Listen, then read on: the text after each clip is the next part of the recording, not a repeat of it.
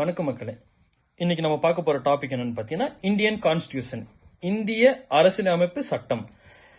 இந்த டாபிக் ஏன் இன்னைக்கு பேச போறோம்னா, இப்பதான் ரீசெண்டா எலெக்ஷன்லாம் நடந்து முடிஞ்சிருக்கு. எலெக்ஷன் வந்து ஃப்ரம் தி ஸ்டார்டிங்ல இருந்து இன்னைக்கு வரைக்கும் எல்லாமே வந்து பேஸ்ட் ஆன் இந்தியன் கான்ஸ்டிடியூஷன். அதுல இருக்கிற சாராம்சத்தை வச்சு, அதுல இருக்க ரூல்ஸ் அண்ட் ரெகுலேஷனை வச்சு தான் இன்னைக்கு எலெக்ஷன் நடத்தி எல்லாம் வந்து முடிச்சிருக்காங்க. ஸோ இந்தியன் கான்ஸ்டிடியூஷன் வந்து ஒரு இந்தியன் சிட்டிசனும் தெரிஞ்சுக்க வேண்டிய முக்கியமான ஒரு சட்டமா பார்க்கப்படுது. இதுதான் எல்லாத்துக்கும் தாய் சட்டம், இந்தியன் கான்ஸ்டிடியூஷன். இந்தியன் கான்ஸ்டிடியூஷனை பேஸ் பண்ணி தான் மற்ற எல்லா சட்டமே வந்து ஏற்றிருக்காங்க.